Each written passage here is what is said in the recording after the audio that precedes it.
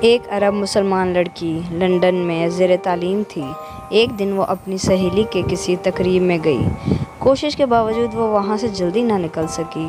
جب وہ اس فنکشن سے فارغ ہو کر نکلی تو رات کافی دیر ہو چکی تھی۔ اس کا گھر دور تھا۔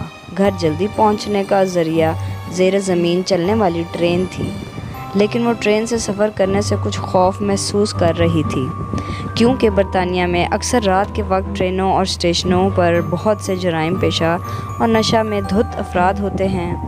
آئے روز ٹی وی چینلز اور اخبارات میں یہاں ہونے والی وارداتوں کا تذکرہ موجود ہوتا ہے، کیونکہ اس لڑکی کو زیادہ دیر ہو چکی تھی اور بس کافی وقت لے سکتی تھی۔ بس جو تھی کافی دیر سے آ رہی تھی، اس لیے اس نے بہت سے خدشات و خطرات کے باوجود ٹرین میں جانے کا فیصلہ کر لیا۔ یہ بات پیش نظر رہے کہ یہ لڑکی دیندار نہیں تھی، بلکہ بہت زیادہ آزاد خیال اور لبرل تھی۔ جب وہ اسٹیشن پر پہنچی تو یہ دیکھ کر اس کے جسم میں خوف کی ایک سرد لہر دوڑ گئی کہ اسٹیشن بالکل سنسان ہے، صرف ایک شخص کھڑا ہے جو حلیہ سے ہی جرائم پیشہ لگتا تھا۔ وہ انتہائی خوفزدہ ہو گئی۔ پھر اس نے ہمت کی، خود کو سنبھالا، قرآنی آیات کا ورد کرنا شروع کر دیا۔ اسے جو کچھ زبانی یاد تھا، جسے ایک عرصے سے وہ بھولی ہوئی تھی، سب کچھ پڑھ ڈالا۔ اتنے میں ٹرین آئی اور وہ اس میں سوار ہو کر بخیریت اپنے گھر پہنچ گئی۔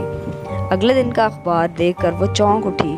اسی اسٹیشن پر اس کے روانہ ہونے کے تھوڑی دیر بعد ایک نوجوان لڑکی کا قتل ہوا اور قاتل گرفتار بھی ہو گیا۔ وہ پولیس اسٹیشن گئی۔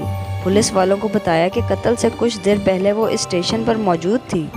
میں قاتل کو پہچانتی ہوں، اس سے کچھ پوچھنا چاہتی ہوں، اس نے کہا۔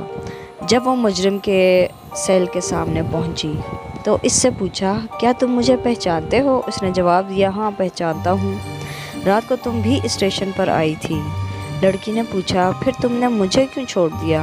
وہ کہنے لگا، میں تمہیں کیسے نقصان پہنچاتا؟ تمہارے پیچھے تو 2 انتہائی صحت مند اور قد آور باڈی گارڈ تھے۔ یہ سن کر لڑکی حیران ہو گئی۔ اسے یقین ہو گیا کہ قرآن کی آیتوں کا ورد کرنے کی وجہ سے اللہ کی طرف سے اس کی حفاظت کی گئی۔ وہ واپسی پہ اللہ کے تشکر اور احسان مندی کے جذبات سے مغلوب تھی۔ اللہ کی مدد اور نصرت اس کا بھروسہ مزید بڑھ گیا تھا۔ اگر ہم اپنے دل کی گہرائیوں سے اللہ کو پکاریں اور اللہ کی تائید اور نصرت پر بھروسہ رکھیں تو ہم اللہ کی رحمت سے کبھی محروم نہیں رہیں گے، انشاءاللہ۔